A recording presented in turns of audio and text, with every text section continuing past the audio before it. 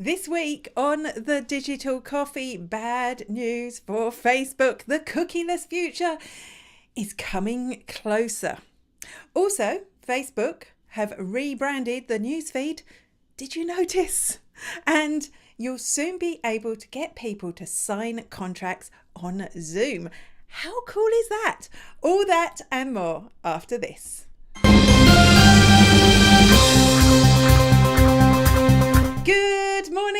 Good morning, and welcome to the Digital Coffee. This is your weekly dose of digital marketing and social media news for small business. My name is Amanda Webb. And before we get started, couple of things. If you're watching on Facebook and you leave me a comment, just like Ginny just has, you will get a copy of the Digital Coffee newspaper into your direct message inbox. This could well be one of the last times I do this because I think the popularity of that has fallen off. So don't worry if you are on LinkedIn and YouTube, because you will find a link either pinned to the chat or in the description of the event where you will be able to sign up to get that Digital Coffee newspaper by email every week. Secondly, because I keep forgetting to tell people recently, at 10:30 a.m, if you want to come and listen to other people's opinions about the news stories that I am sharing today, if you want to come and add your own opinion into the mix, you can join me at 10:30 a.m. with Making Sang on Twitter Spaces. If you pop over to my Twitter account once we've finished here, I'm at Spiderworking, you can see a pinned tweet about that event coming up. So good morning to Ginny, great to see you here. Whew. We go. I'm not able to click my mouse for some reason. You're here live today. Eunice made you change plans, and yes, you know what, the storm has just hit here, and when I did my internet speed check it was quite calm, and now it's busy. So if I suddenly fade away into the distance, we'll just blame Eunice. It's her fault. Good morning to Kate. Great to see you over on LinkedIn. You are drinking tea. So for any of you that are joining us for the first time, this is traditional that people tell me what is in their mug while they are drinking. Oh, look, lots of you arriving now. Hello to Carmel, also watching on LinkedIn. Big shout out to LinkedIn. Big shout out to YouTube, and a big shout out to Facebook, which is where we have Lee trying to watch from home. But you know, the internet, you've got coffee. Do you have the storm there yet, Lee? I think it's probably going to pass over Ireland first. Good morning, James. You've got the kettle on. That's good. It's wonderful to see you all. I should probably start talking about news because that's what you're all here for, right? You're watching the Digital Coffee with Amanda Webb. Last year, when Apple updated its iOS operating system on phones and iPads and mobile devices, it wasn't good news for Facebook. It wasn't good news for Facebook ads. It wrecked a whole lot of stuff, including the way we target people, because now there are fewer targeting options because Facebook knows less about its audience. It messed up things like lookalike audiences, even reporting. Although actually their AI reporting is getting a little bit better. But it takes time for you to actually see if your ads are working. It can take up to 3 days for this stuff to appear. So it's actually just become nightmarish. We're getting used to it though. Facebook is recovering. And now Android are going to do it. Yes, Google was already working on a blocking system for third-party cookies on Chrome, and third-party cookies are things like the Facebook Pixel, although there are other ways around that at the moment. But now they're expanding this, they're calling it Sandbox, they're expanding this to Android phones because Google run the Android operating system. And it will mean that you will no longer be able to track the advertising cookie, I'm not sure it's called cookie, on apps on Android phones. Well, it's going to affect the tracking of that. But this is what's different, because Google run ads, right? Their income relies on delivering personalized ads. So it is an important part of their system. So firstly, this isn't going to happen immediately. They say this is 2 years down the line before they'll be able to implement this on Android devices. And the second thing is it's not going to be quite as restrictive as the Apple one, because of course some of that advertising data is stuff that Google need to use. Now, how it's going to do this whilst keeping people anonymous, we don't know, but we do know they are working on a system for this.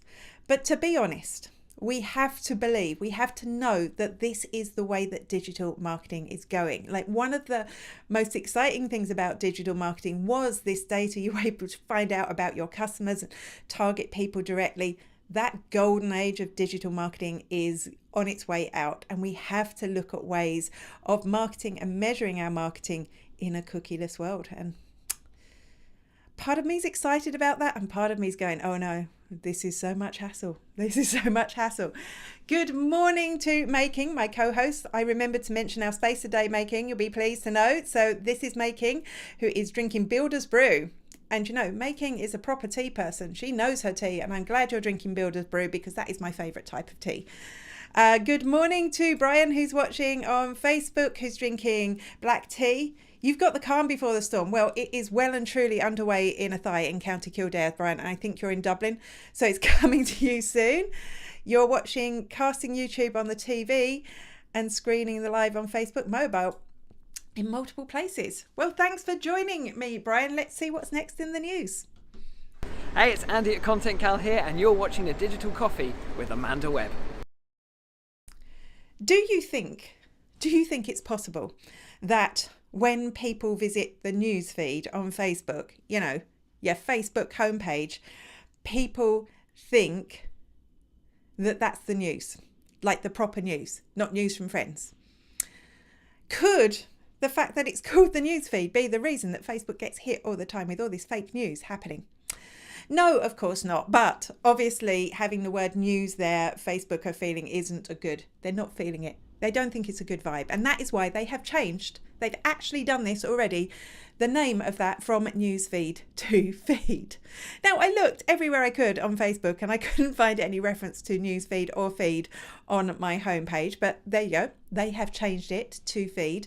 When this happened, though, I did get the new feed features at the top. So now I can see my main feed. I can go in, I can see just a feed of posts from my favorite, and I can see favorites, and which I haven't set up yet, so it's completely blank. Or I can see a feed with the latest posts. And this is the choose your own algorithm thing. So I'm wondering, is this whole thing part of the feed? The feed is actually your home feed, and the other feeds are something different. Either way, Facebook are doing a lot of rebranding at the moment, aren't they? Firstly, their parent company became Meta. Now the news feed is just feed. You know, when a company is doing a lot of rebranding like this, it is usually because they want people to think differently about their company. And I'd say that Facebook has a bit of an uphill struggle there. I do still love you, Facebook. I do still visit you every day. But, you know, I like your brothers and sisters too. Good morning to Melanie. I can see that Carmel is drinking coffee. Very good. I have a coffee after the show. And good morning. And Melanie is also drinking coffee. There is something about that word coffee. As soon as I hear it, I want a coffee. I wonder, is that a thing? Is that actually a psychological thing? Who knows? Hi, I'm Kyra Fingleton from Glamping Under the Stars, and you're watching The Digital Coffee with Amanda Webb. Now, the problem with Instagram stories, as well as the advantage of Instagram stories, is that every single time someone sends you an emotion that's not a word. If every time somebody reacts with an emoji to a story, it ends up in your inbox as a message and you get a notification, which means if you are popular, unlike me, your inbox is filling up with these emojis, which means, did that person want to start a conversation? Were they just reacting? Who knows? Now, I do think this is a good thing because obviously it is a good way to get into direct message conversations with people, which is where you're going to get them to know them, which is where you're going to make the sale. But like I said, if there's this massive volume, it's not a good thing. So this week, Adam Mossery said that they are adding a like button to stories. And initially I was like, no, you don't want to have public likes. This isn't a public like button.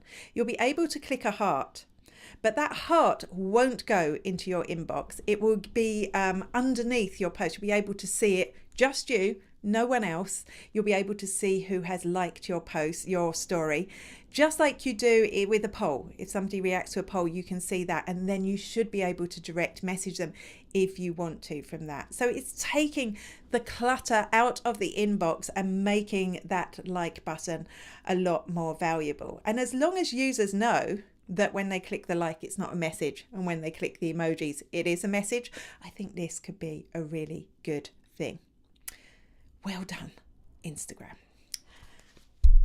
James has a comment on the rebrand, or maybe it's a rebrand because they have so much money and somebody needed a project. Well, it could be that as well, particularly for newsfeed, because like I say, I don't think anyone's going to notice the subtle difference. I mean, weird and wonderful. Good morning, Deirdre.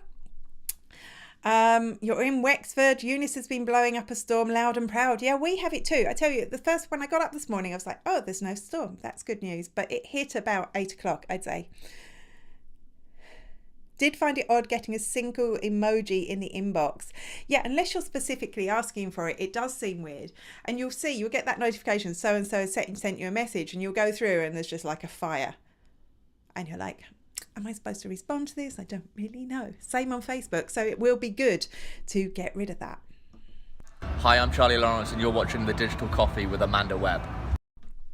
Everyone uses Zoom now. It's great because back in the day before the pandemic, I used to use Zoom, and I used to have to send people like tutorials on how to join a Zoom call, and it's so good that everyone uses it now. So Zoom is getting better. What if you use Zoom? Firstly, I want to preempt this by saying this isn't essentially marketing. This is sales, but it excites me in a way, so I'm going to talk about it. If you use Zoom for sales calls, maybe you've got a long, prolonged sales, maybe you have a number of different calls on the sales, and on that final one, they finally say, yes, I am going to go with this. This is what I want. So then what you'd do is you'd end the call and you'd go off and you'd send them a contract in the post, probably not in the post if you were using Zoom. You would send them a contract maybe by email, and you'd use DocuSign or something like that so they could sign it and seal the deal. But there might be 4 or 5 different emails going back and forward. What does this clause mean? I'm not sure about this, blah, blah, blah. Now you're going to be able to actually get the contract signed in Zoom. So obviously you're going to want them to have the contract in advance because they want to show it to their lawyers. But within Zoom, you'll be able to bring it up onto the screen. You will be able to point out specific sections in there and clarify them for people. And then you will be able to let them in to be able to actually sign the contract then and there. It's going to be so much easier than emails going back and forth. I think this is a really exciting development from Zoom. So that is Zoom partnering with DocuSign. It is an app that you'll have to add on. I'm not sure if there's going to be a cost, but I love this idea. Here Deirdre is saying nothing that Facebook do will improve their brand. I do think that actually calling the parent company Meta was quite clever, because people were beginning to regular people were beginning to cop on that Facebook owned Instagram. And I think it does kind of separate it out, the association with the name Facebook having to be at the bottom of your Instagram, saying that it was Instagram from Facebook, maybe would scare people off, whereas the word Meta does sound a little better. I'm not sure about the actual Facebook social network. I'm not sure can that be saved, or whether it's just going to change. I don't think it will ever go away, to be honest. I think it's something we're going to use, but I don't think it's going to be the big cash cow for them that it has always been. But of course, I may be wrong. Hello, this is Rob Charles, the voice of Mike on Forever FM on Peter Kay's Car Share. BAFTA award winning, I've got to say, but I've not seen the BAFTA yet. Anyway, you're watching The Digital Coffee with Amanda Webb. Enjoy. I'm on tea. Shh. You have heard, I can guarantee you have heard of marketing funnels. I used to be a funnel obsessive, but then there were other marketing models came out. There was the hub and spoke method, which I think was from HubSpot, and there was the wheel, and I have a version of the wheel called the circle of trust. There's all these models to talk about where our customers are and how we should create specific content, or how we should tap into those customers at different stages of their journey. There's a new one in town. There is a new one. It is the infinite, no, that's the wrong one. It is the infinite marketing loop from TikTok. And the infinite marketing loop is a new way of working out our marketing funnel, except it's a loop. They quite rightly say that there are problems with the funnel. We know there are problems with the funnel as a way that the funnel only represents people going in a linear way through a process, and when they get to the bottom and fall out, they are a customer, and then the funnel ends. Whereas in fact we've got all sorts of things that people try and tack onto the bottom of the funnel, but really this is where the circular idea comes in, like the fact that people will share content about your business, they'll leave reviews, there is advocacy that goes on. So the funnel method is broken. This from TikTok, the infinite loop, is a place where people will come in at various places in the loop. So maybe the first time they hear about your business is a creator talking about you in a TikTok video. That's where they're coming into the loop. Or maybe they're coming into the loop right at the beginning. They're just discovering your product. That's where they're coming into the loop, but they're always in the loop. That's what this is about. The phases include discovery, which we know about already. That would be a stage of the marketing funnel or wheel or whatever you want to call it. We've got consideration, review, which would be your advocacy point, and then participation. Now, participation is what makes it different to the other models that we've seen. And I'm still in my head trying to get around what participation means. I'm looking forward to seeing more from TikTok on this. They say when our community connects and creates together, they present real brand opportunities, drive massive engagement, help products sell out, and lead brands to success. Still doesn't tell me what participation means. Does that just mean engaging? Does that mean people doing duet videos? What exactly does it mean? Does it mean creators participating in the process? I do like this model. It makes way more sense than a funnel. It makes similar sense to a wheel or a hub and spoke method. I think we're going to see more of this in the future.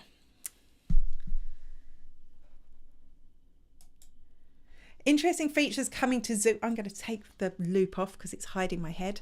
Interesting features coming to Zoom, but makes me think of salespeople in your home not leaving your living room to sign in. Yeah, now you've mentioned that. That sounds bad. That's like, I don't want to diss an industry, but, people who are selling to older people. Possibly. But I do think there is a massive advantage if you're in that long sales process with someone to able to discuss the particular areas of the contract in advance and get it signed then and there. There goes the electricity in Wexford. Well, I'm hoping that doesn't happen to me. Right in the middle of the show. That would be a bit embarrassing, wouldn't it? Okay, let's move on. I'm Esther. And I'm Melanie. From the Monday Morning Marketing Podcast. And you're watching The Digital Coffee with Amanda Webb. When you're launching something on Instagram, you want to tell people about something on Instagram, you'll put a post up on Instagram, but of course your content starts pushing that down the feed pretty quickly. Or maybe there's something you want everyone to see when they visit your Instagram profile. And at the moment, the only option to keep something at the top of your profile is to use highlights. And I like highlights. I'm wondering how many people actually click into them or actually look at them, because it seems that Instagram are working on, and we have talked about a drag and drop system before, but this looks like they are working on pinning posts to the top of your profile. Now, this has been found by reverse hacker Alessandro Paluzzi, who hopefully I'm saying his name correctly.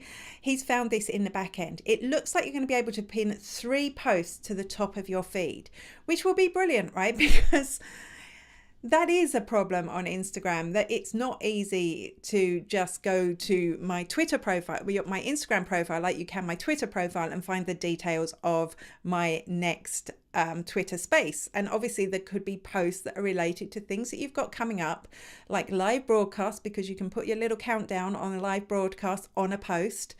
It would be a really handy thing to pin to the top. it does suggest to me that people either aren't using highlights or people don't click into highlights, because it essentially does the same job. But I think this could be really useful for businesses. So let's hope that Instagram stop just testing this and give it to everyone soon. Melanie says yay because she was in the last video. Yay! Great to see you and Esther. Hello, this is Nicole from Wonderstars and you are watching Digital Coffee with Amanda Webb. What added value can you give to your customers now that the world is opening up again? It's weird, isn't it? Because we spent the last 2 years trying to make everything happen indoors in our own homes. But now people want to get out again. Well, this is something that Snapchat and Ticketmaster have obviously realised, that people want to reactivate their social lives. They want to start going out again. So what they've done is that Ticketmaster have launched a mini, and these are little apps that you can access from within Snapchat. And when you add this app or you go into this app, you will be able to see gigs in your local area that are coming up via Ticketmaster, and you will be able to see them on the Snap Map, and you will be able to invite friends. It's actually live right now, but it wouldn't recognize my postcode. Thanks, Snapchat. But it is only for Ticketmaster tickets. It would be really good if we could see all the little local gigs that are going on as well. But I really like the way that they've made this realization that people want to go out, and they have made it easier for people to find and book tickets from Snapchat. And I just think from our point of view, something we should think about. You know, we've been embedded in this online world for so long. Is there a way that you can tap into people's needs to be sociable again? And if there is, I will have something to tell you about next week.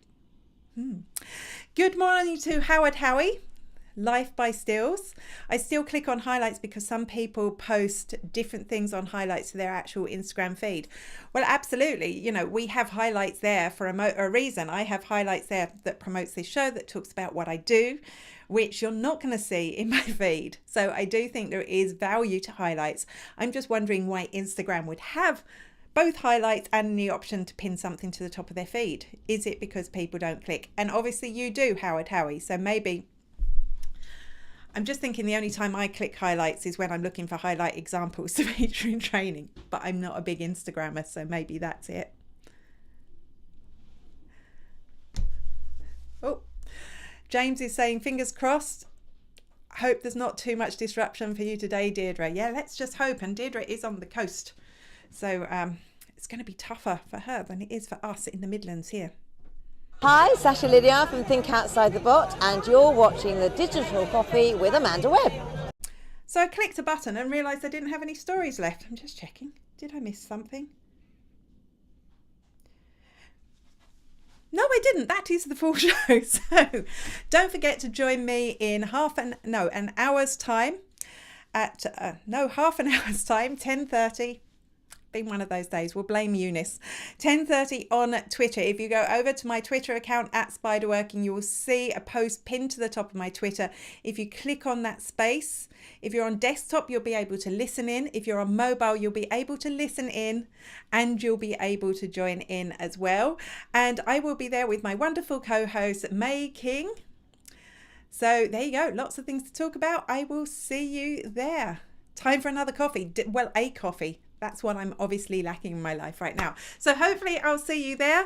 If not, I will be back here, same bat time, same bat place next week. Until then, bye-bye.